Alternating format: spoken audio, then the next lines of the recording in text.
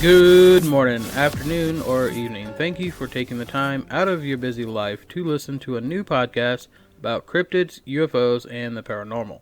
Or everything that is bizarre and anything that bumps in the dark. This is an open door topic podcast. Everything is welcome here. So I came across this story on Phantoms and Monsters. It's about a UFO encounter. This story is about a South Carolina man that recalls a UFO sighting and subsequent abduction by several small children-like beings that he experienced while camping with his girlfriend at Croft State Park.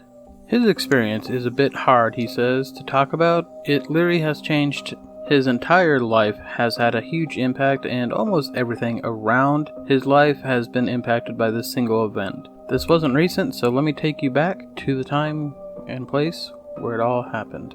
My name is Lewis, and I am from a small town in South Carolina called Whitmere. I was born in 1957, so I am currently 64 years old, and I was a part of the baby boomer generation in a small rural area town in the deep south. I had the typical childhood that anyone growing up in this era. I was a country boy, and so I did the stereotypical things that a country boy does. I played a lot of baseball, football, and sometimes hunting. A whole lot of fishing, though. I love to fish. I still do. My household was a Christian one, with me and my folks almost never missing a Sunday service, no matter what. I was raised with less than open-minded pair of parents. I never had heard anyone talk about the paranormal, ghost stories, or creepy crawlers for that matter. I definitely had no stories about aliens or UFO abductions being told around the house or the fires. One of my friends, when I was around the age of 10 or 11, he had a comic book. It was called UFO Flying Saucers. I remember looking at the cool cover art and reading the interesting stories inside the comic book. Never once did I ever think that I would ever experience something I would ever have trouble talking about or even thinking about. So it was then that I became really interested in UFOs, aliens, and thinking about the real possibility of otherworldly beings traveling the expanded universe and space and time and visiting Earth. Well, as time goes by, I grew up and I thought less and less about the subject altogether. I stopped reading comics and magazines and started chasing girls, like a normal teenager does.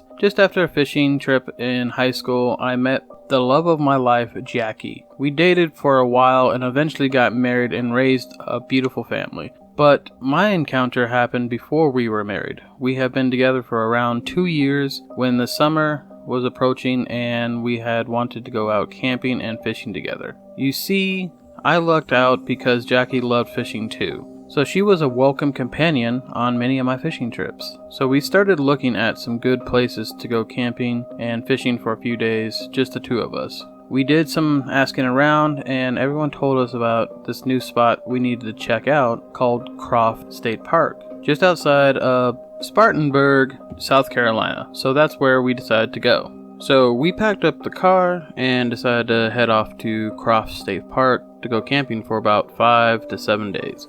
We weren't really sure of the place, but we knew the surroundings were pretty beautiful and Lake Craig looked pretty promising to go fishing at. And we had a small aluminum John boat with us that we could do some good fishing with that. So we got really excited and we settled into the campsite to set up our stuff and made ourselves a few sandwiches to eat and take in all the scenery.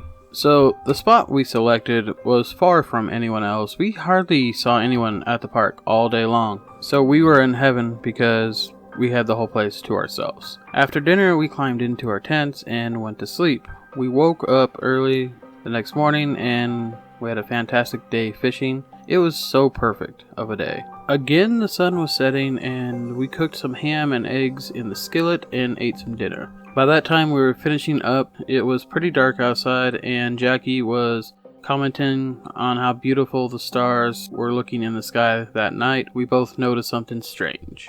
She saw it first. She said, "Lewis, do you see that orange looking star up there?" Lewis.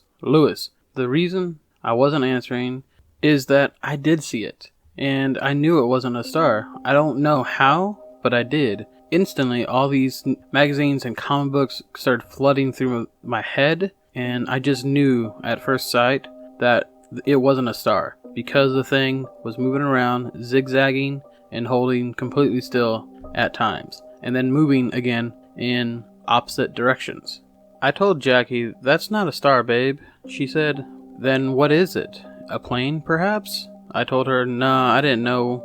Of course, I didn't want to tell her and freak her out that it's a flying saucer. I really liked this girl, and I didn't want her to be running to the hills and thinking that I'm just crazy. We watched it for about 15 to 20 minutes, and then it just disappeared. After that, we talked about other stuff to take our minds off of what just happened for the next 2 to 3 hours. Then we turned in for the rest of the night. The next day came, and we did some hiking on some of the local trails again. It was a great day, and me and Jackie was having one of the best times of our lives, as it was another beautiful day. As the day started winding down a little bit, we started making dinner and starting the fire, and then we decided to do some more stargazing. All of a sudden, we saw the same orange light that we saw previous night. Jackie excitedly said, "Lewis, look, there it is again." "What is it?" "I just saw it again and again." I told her, "I don't know." All of a sudden, the object stopped moving around, and it started to grow in size. At least, that's what we originally thought. After watching it for about a minute or so, I realized it wasn't growing in size. It was just approaching us in our campsite. It was coming towards us. It descended over Lake Craig and hovered over the surface of the water about 100 feet or so off the top. I have no way of actually knowing the altitude, but there was an old water tower near my house which was about 116 feet, and it looked closely to that height. It was about 4 to 5 football fields in length away from us, and it just sat there. No sound, nothing. It was completely quiet. No crickets, no owls, no frogs. It was completely quiet. Suddenly Jackie said, "Lewis, is this a flying saucer?" I said, "Maybe. I don't know." Well, we sat there for about 2 more minutes and watched it shoot off into the sky. It moved insanely quickly through the sky without a trace, making no sound, absolutely none. That was it. It was gone. Surprisingly, Jackie didn't seem frightened by it, just excited. We talked about it for a while and then went to sleep. Around 3 a.m., I woke up to our tent and saw a small glow coming from outside. I thought maybe it was our campfire that has flamed up again. Maybe we didn't put it out. I tried to ignore it and went back to sleep. I could hear something outside our tent, moving around, kind of like light footsteps maybe. It's hard to describe, but I could tell there was someone or something in our campsite. I thought maybe Jackie or me left some food out or something, and some of the raccoons are getting into our supplies. I needed to get my flashlight and put some pants on and shoo them away. So I first found my shoes, put them on, and tied them up. Then I felt around the dark tent trying to find my flashlight. Eventually I found it after looking for about 2 minutes. I tried to turn it on, but nothing happened.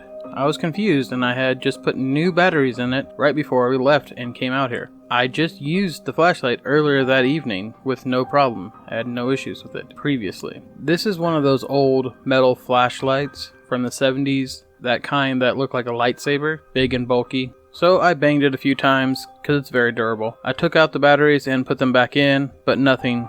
I could never get it to work. As I was doing this, I could still hear multiple things moving around our campsite. Only the light, faint, of like footsteps, I could still barely hear them, but I could tell something was still there. By this time, Jackie woke up and said, "Lewis, what the hell are you doing?" I told her that some raccoons are outside in our campsite, and I was trying to get the flashlight to work so I can go out and scare them away, but that I could not get the flashlight to actually turn on. She reminded me that on one of the trees out by the fire pit, there was a Coleman lantern. I was like, yeah, I'll just use that. So just like that, not really concerned about what's happening, I unzipped the tent and stuck my head out. What I saw forever changed me. The orange glow I saw from the inside of my tent, that I assumed was our campfire, just flaring up, was not our fire at all. It was a large orange globe from earlier. It was back, and this time, much, much closer. This time it was only maybe 50 yards from our tent, and only about 15 feet above the ground. Again, it was completely silent around the campsite in our campground, and it was spinning in a counterclockwise motion, very slowly, but I could tell that it was spinning. The colors were swirling too. It was some various shades of orange, and they were moving in and out and around. Kind of looked like the videos of the sun's surface, but there was no heat at this point. I was in shock, could not move, could not speak. I just sat there in awe. That's when something was moving to the left of me, towards the picnic table with our food and supplies.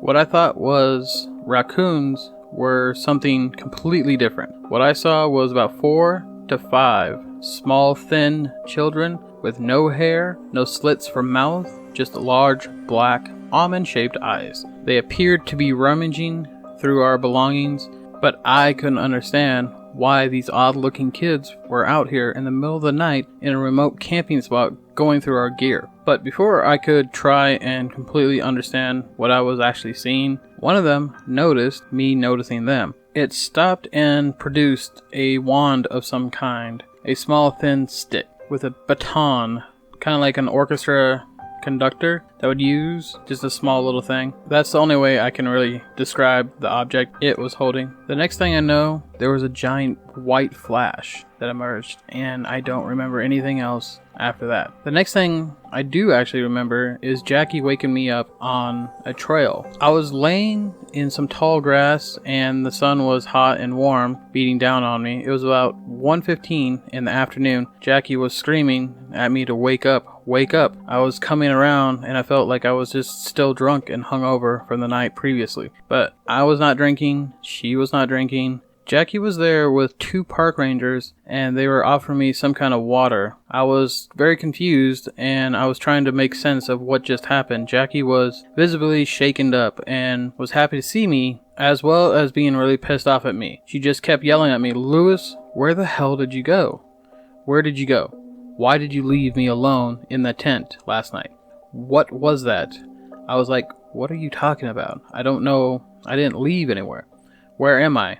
What's going on here?" She said, "Lewis, you woke me up in the middle of the night and told me there were some raccoons messing around with our stuff last night. And you were trying to get a flashlight to work, but you couldn't. Then I told you about the lantern, and then you told me to go back to bed, which I did. But you never came back. I woke up about 6:30 or so, and the tent was wide open and unzipped. And you were nowhere to be found. I got up, got dressed, and started screaming your name. I thought maybe you went fishing without me, but all your stuff was still here at the campsite. The lantern was still hanging up in the tree. The flashlight was still in the tent. I looked around camp for about 3 hours yelling your name, and I couldn't find you. So I didn't know what to do, and I was getting worried. So I went to the park ranger station and told them the situation and that you were missing. They told me not to worry about it, and they began trying to help me and ask me exactly what happened and where were you and stuff like that. As she was telling me all this, the 2 park rangers were shaking their head in agreement with her story. They told me that they found me off on this trail roughly a mile and a half from our campsite,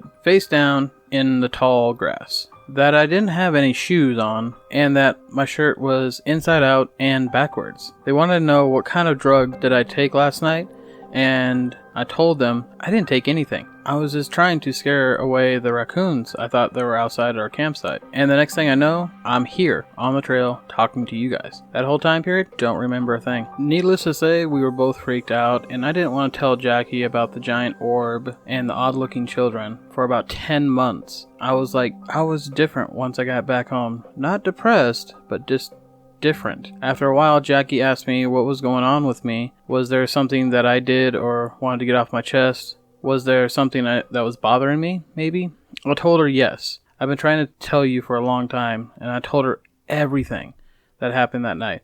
Every little detail that I could remember about their faces, what I saw that night when I peeked my head out the tent. She just sat there and listened to me. I don't think she believed me. I don't think she ever really did. She just sat there and listened the whole time. Never judged me, but told me that she thinks that I have some bad dreams and maybe I was sleepwalking, and maybe that's how they found us. And that's what happened that night, that I was just sleepwalking down the trail. Maybe it just freaked her out so much that she considered the possibility that I was taken by some strange person or some kind of creature. Maybe she just didn't want to actually believe the truth. I have tried to speak with her about it over the past couple years, but every time she's like, just stop. just tells me to stop. Not right now, don't want to hear it, we'll talk about it later. My children now have talked me into seeing a hypnotherapist, and we're going to try to recall what happened during that missing time, but I'm really scared to find out what actually happened that night. But I think in the long run that